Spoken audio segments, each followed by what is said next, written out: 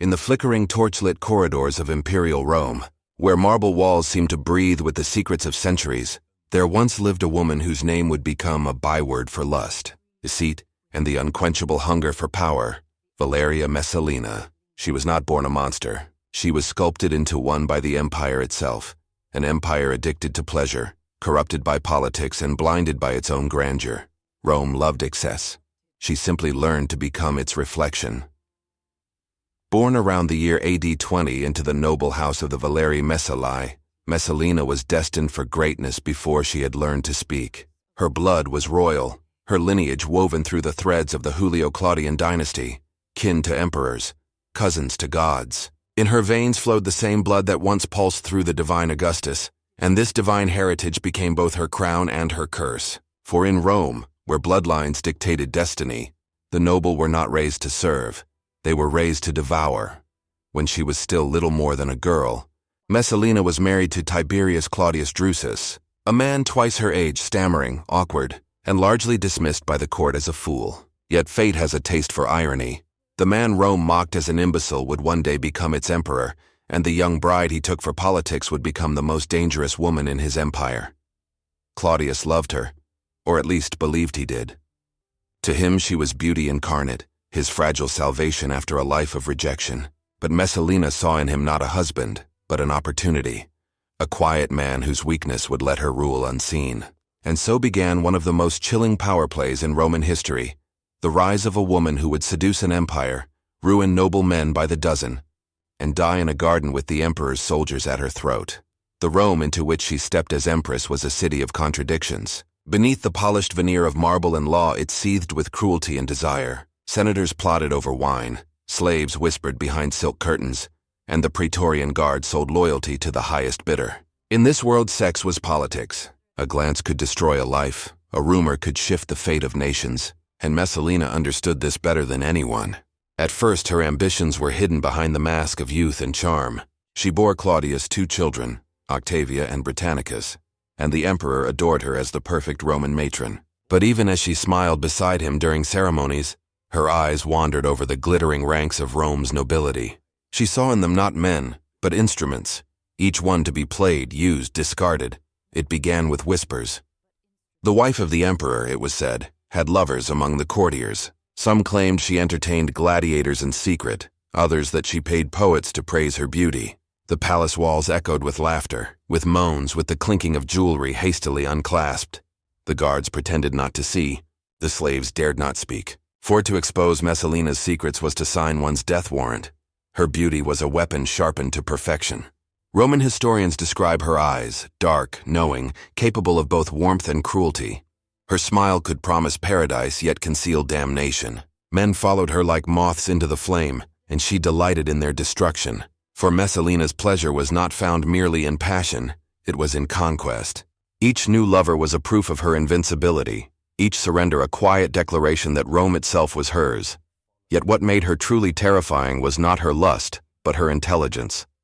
Beneath the silks and perfume she was calculating, manipulative, and utterly ruthless. She cultivated allies among the freedmen of the imperial court, men like Narcissus and Pallas, powerful secretaries who could bend imperial decrees with a stroke of the pen. Through them, she controlled access to Claudius, influencing decisions, arranging appointments, and orchestrating the ruin of anyone who dared oppose her. To the public, she was the devoted empress, mother of the imperial children. To the shadows of Rome, she was the silent empress who could command a death with a whisper. Senators who resisted her found themselves accused of treason. Noble women who drew too much attention were disgraced. And all the while, Claudius remained blissfully unaware, too enamored, too trusting, too blind. The transformation of Messalina from consort to predator was gradual, but unstoppable. Rome's moral decay mirrored her own. The city was drunk on spectacle, the blood of gladiators, the cries of the condemned, the excess of banquets that lasted till dawn. In this world of overindulgence, Messalina reigned supreme. She hosted feasts so lavish they defied belief.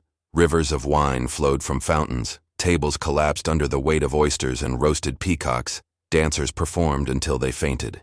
But behind these festivities lay darker amusements, private entertainments that blurred the line between orgy and ritual. The palace became her playground, the night her kingdom. Senators, poets, actors, none were beyond her reach. Some came willingly, seduced by beauty and promise. Others were coerced, terrified of what refusal might bring. For Messalina's wrath was as potent as her allure. A man who spurned her could find himself accused of conspiracy, his estates confiscated, his family erased from memory. Among her earliest lovers was Gaius Silius, a man of exceptional beauty and ambition. He was married, but that mattered little in Rome's moral theater. What began as a secret affair soon turned into something far more dangerous, a union that threatened the throne itself. Silius was not content with passion. He hungered for power, and Messalina, always craving a new thrill, found herself drawn to the idea of risk. Together they began to plot the impossible, to overthrow Claudius and seize the empire. But that is the climax of the tale, the crescendo toward which all her earlier sins were merely preludes. To understand how a woman could imagine such madness, we must descend deeper into her psyche, into the fevered heart of an empress who believed she was untouchable. Her nights were infamous. The historian Juvenal would later write in disgust of an empress who slipped from the palace disguised as a slave to work in a brothel under a false name. Whether this account was fact or slander is lost to time, yet its persistence reveals how Rome perceived her, as a creature of endless appetite, driven by an erotic compulsion beyond comprehension. In the dim streets of the Subura, where oil lamps flickered above doorways and the air reeked of sweat and wine, the story goes that Messalina would take her place among common harlots. She would compete with them, boasting she could outlast them all. By dawn, exhausted yet unsatisfied, she would return to the palace, her body adorned in imperial jewels, her face still painted with the scent of sin. Whether true or myth, the legend encapsulates the duality of her existence, empress by day, animal by night. But her perversions were not limited to carnal pleasures. She found equal joy in destruction. There was a particular thrill in seeing powerful men crumble because of her. She lured senators into compromising situations, then had them condemned. She toyed with rival women, turning their husbands into her conquests and their reputations into ashes. In her court, virtue was a mask, and masks were meant to be torn away. Each scandal fed another. Rome, ever hungry for gossip, devoured every rumor. Yet Claudius, ensnared by affection, refused to believe them. He saw in Messalina not corruption but vitality, proof that Rome's spirit lived within her. It was a tragic blindness, for that spirit was poison. Behind the facade of loyalty, Messalina and her inner circle accumulated immense wealth. Through bribes, extortions, and confiscations, she controlled vast estates. She forced noblewomen to sell their properties to her under threat of imperial wrath. Even temples were not spared. Lands sacred to the gods were seized in her name. The city whispered that Messalina had become richer than any man alive, and that her greed was matched only by her depravity. And yet, she remained untouchable. To accuse her was to challenge the emperor's honor. Those who tried vanished. Some drowned mysteriously in the Tiber. Others were found hanging in their villas, their families forbidden to mourn. Fear became her cloak, beauty her disguise. It was around this time that the legend of the banquet emerged, a feast in which Messalina wagered with a courtesan named Scylla that she could outlast any woman in the arts of pleasure. The contest lasted through the night. By morning, Messalina had triumphed, having lain with 25 men before collapsing in exhaustion, victorious in degradation. Historians debate its truth, but within Rome's imagination, it became immortal. The night when the Empress of the world turned her body into a weapon of conquest, her soul into a void. Such tales, whether born of fact or fury, carried a deeper truth. Messalina represented the empire's own sickness. Her insatiable hunger mirrored Rome's boundless ambition. Her corruption reflected the rot of power that no marble could conceal. She was not an aberration. She was a mirror held to the face of civilization itself. As her influence grew, so did her enemies. The freedmen who once served her began to fear her. Narcissus, in particular, watched her descent with unease. He had profited from her schemes, yes, but he also understood the danger of a woman who mistook invincibility for destiny. He began to keep secrets from her, to prepare for the day when her games would end in blood. But Messalina did not believe in endings. She believed only in the next thrill, the next conquest, the next man to destroy. Her love affair with Silius would soon ignite a chain of events that would shock even Rome. A mock wedding ceremony while the emperor was away, a coup planned in the shadows, and finally, her execution ordered by the very man who once worshipped her. Yet for now, in these early years of Claudius's reign, Messalina's laughter still echoed through the palace halls. Rome still bowed before her, intoxicated by her beauty, unaware that the empire's deadliest poison wore a smile. She was the living embodiment of Rome's corruption, divine by birth, damned by choice. Every pleasure she tasted was another step toward her ruin, and as the torches of her feasts burned into the night, no one, not even Claudius, could see the darkness gathering behind their light. The night that bound Valeria Messalina and Gaius Caelius was heavy with the scent of rain and roses. Rome slept uneasily beneath thunderclouds that rolled over the Palatine Hill. But inside the Imperial palace, the Empress's heart was ablaze. The games of secrecy had lost their thrill. For years she had hidden her indulgence behind silk curtains and shadowed corridors. But now she craved something greater, a danger so vast that even the gods would tremble. In Gaius Caelius, she saw not merely a lover, but a reflection of her own madness. He was Rome's most handsome man, admired by soldiers, adored by women, envied by senators. His youth burned like a torch in the marble cold of the capital. When he entered the Senate, even old men turned to watch him, half in resentment, half in awe. And Messalina, whose every pleasure had turned to dust, felt alive again in his presence. He was everything Claudius was not, strong where the emperor was frail, decisive where Claudius hesitated, reckless where Claudius obeyed. Their affair began like all forbidden things do, with a glance too long, a word too soft, and the slow corrosion of boundaries. The palace became their labyrinth of stolen moments. When Claudius attended meetings of state, Messalina would slip away to Caelius's villa on the Esquiline Hill, veiled and escorted by loyal freedmen who understood that discretion was survival. There, amid gardens thick with laurel and myrtle, they forgot the empire and played at being mortal. But their love, or whatever twisted form of it existed, could not remain private. In Rome, every whisper had an echo. Servants gossip, poets exaggerate, spies report. Before long, the city was alive with rumor. The Empress was living like a concubine with another man. Yet even as scandal bloomed, Messalina seemed to revel in it. Her appetite for humiliation was as deep as her hunger for control. Each day she risked more, testing how far the empire would bend before it broke. Caelius, too, was drawn into her spiral. His ambition flared like oil on fire. If he could possess the Empress openly, if he could claim her before all Rome, then perhaps he could claim the throne itself.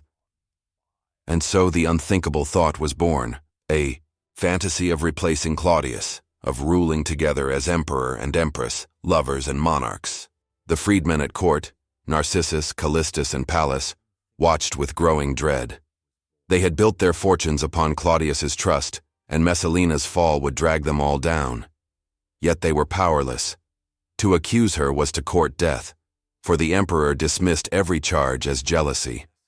"My Messalina," he would say, his stammer thick with sincerity, "is loyal." Loyalty was a word Rome had long forgotten. By the year AD 48, the affair had become impossible to conceal. Messalina moved between the palace and Caelius's home as though she were his wife in all but name. She attended his banquets, dictated his decisions, and showered him with imperial wealth. The pair even shared household slaves, a symbolic merging of worlds. Rome watched in fascination, too frightened to act, for though everyone knew, no one dared speak. And then came the moment that transformed scandal into treason. Claudius, ever oblivious, was preparing to leave Rome for the port of Ostia to oversee a festival. As soon as his entourage departed, Messalina and Caelius enacted the most audacious act in Roman history. They were married. It was not rumor, it was ceremony. Witnessed by priests, performed with full ritual, the mock wedding took place in broad daylight. The bride wore the veil of a Roman matron. The groom bore the insignia of the emperor's office. There were feasts, music, laughter, the kind of reckless joy that belongs to those who believe they cannot die. Why they did it remains a mystery. Was it a delusion born of lust, a symbolic gesture of defiance, or the first step in an attempted coup? Ancient historians disagree. Some claim Caelius pressed for marriage to legitimize their relationship and secure the throne before Claudius could act. Others insist Messalina herself demanded it, intoxicated by her own invincibility. Whatever the truth, that day sealed their fate. When the emperor's freedmen learned what had happened, terror swept through the court. Narcissus, pragmatic and cold, understood that hesitation meant death. He alone dared to act. Riding to Ostia, he found Claudius inspecting the harbor and delivered the news in brutal simplicity. "Your wife has married another man." At first, Claudius laughed. The notion was absurd. Messalina, his Messalina, could never commit such madness. But Narcissus persisted, producing witnesses, slaves, even priests who had attended the mock wedding. Each testimony struck the emperor like a hammer. Slowly, the laughter died, replaced by the numb disbelief of a man watching his world collapse. Claudius returned to Rome in silence, surrounded by the Praetorian Guard. Messalina, meanwhile, continued her revels unaware of the storm approaching. She believed the emperor too weak to act, the court too afraid to betray her, and for a few fatal hours, she was right. As Claudius entered the city, the freedmen moved swiftly. They spread the order: arrest Silius and all his associates. Panic erupted. Silius, realizing too late that the game was lost, attempted to flee. But the soldiers found him in his home, surrounded by the remnants of his feast. He did not beg. "Strike," he said to the centurion, "for I have deserved it." His death was swift. His body left where it fell. Back in the palace, Messalina understood at last that the impossible had happened. Her illusions shattered. She rushed to the gardens of Lucullus, her sanctuary beyond the city walls, where fountains whispered among cypress trees. There she hid, barefoot, disheveled, clutching her children, her mind racing through every avenue of escape. She sent message after message to Claudius, pleading for mercy, invoking their children's names. But Claudius, broken and trembling, no longer listened. Narcissus held the emperor's ear now. "If she lives," he warned, "you die." The freedmen knew that mercy would destroy them all. The Senate demanded blood. The army, restless and humiliated, expected vengeance. The Empress who had ruled Rome through seduction was now its prisoner, abandoned by the very power she had wielded. Even then, fate hesitated. Claudius vacillated between rage and grief. He wanted to see her, to hear her explanation, perhaps even to forgive. Messalina's charm might still have saved her. But Narcissus feared her influence. He knew that if she reached the emperor, she would twist his heart again. And so while Claudius dined, numb, distracted, Narcissus sent a detachment of soldiers to the gardens with a single command: end it. They found her seated beneath a laurel tree, her face pale, her eyes hollow. Beside her stood her mother, Lepida, a woman of dignity and despair. Lepida had long disapproved of her daughter's corruption, yet now pity overcame judgment. She urged her to die honorably, to take her own life before the soldiers arrived. "Your life is over," she whispered. "But do not let them disgrace you. Die as an empress should," Messalina tried. She took the dagger the soldiers offered, but her hand trembled. The will that had dominated Rome faltered in the face of death. She hesitated, her courage finally drained. The centurion stepped forward, impatient. One swift stroke, and the most infamous woman in Rome collapsed into silence. The soldiers returned to Claudius, presenting the report. The emperor asked only one question: "Has she been executed?" When they answered yes, he nodded slowly and continued eating. That night he drank more wine than usual, but by morning he seemed lighter, as though some spell had been broken. When others mentioned her name, he asked, "Who?" as if she had never existed. Thus ended Valeria Messalina, empress, adulteress, manipulator, ghost. Yet her story did not die with her. Rome, ever eager to moralize through scandal, turned her downfall into a parable of feminine excess and divine punishment. Poets depicted her as the embodiment of lust. Historians painted her as a warning to all who dared challenge patriarchal order. But beneath the layers of moral condemnation, another truth lingers. Messalina was not merely a creature of sin. She was the creation of her world. A Rome that worshipped power and beauty, that measured worth in bloodlines and bodies, could only have birthed such a woman. Her perversion was Rome's reflection, her hunger the empire's own. In the months following her death, Claudius filled the void with bureaucratic efficiency. Her statues were torn down, her name erased from inscriptions, her allies executed. Yet traces of her remained, in the whispers of servants, in the songs of taverns, in the nightmares of men who had known her touch. The palace she haunted would never feel clean again, and somewhere in the ruins of her garden, where laurel leaves rustled against forgotten marble, the legend of Messalina began to grow. It was said that on moonless nights, a figure draped in white wandered among the fountains, her face hidden, her hands stained red. The guards who saw her claimed she was searching, not for mercy but for memory, for to be forgotten was the one fate she had never feared, and now it was the only one Rome could give her. Her children, Octavia and Britannicus, would live under the shadow of her name. Octavia would one day marry Nero, and through that union the cycle of decadence would begin anew. For Rome was eternal not because it learned, but because it repeated. Messalina's story, told and retold through centuries, became more myth than history. Each generation reshaped her, the lustful empress, the political schemer, the victim of slander. Yet through all versions, one constant remains: the image of a woman who dared to take from Rome what Rome had always taken from others: everything. Her death was meant to erase her, but in truth, it immortalized her. In every tale of corruption, in every whisper of the court, her spirit lingers. The empire that condemned her continued to feast, to betray, to lust. It was not Messalina who was perverted, it was Rome itself. The torches burned low in the Imperial gardens, their smoke curling like ghosts above the water. The soldiers' footsteps faded, the night closed around her. And in that silence, perhaps the city finally saw itself reflected in her still eyes, beautiful, ruthless, and utterly lost.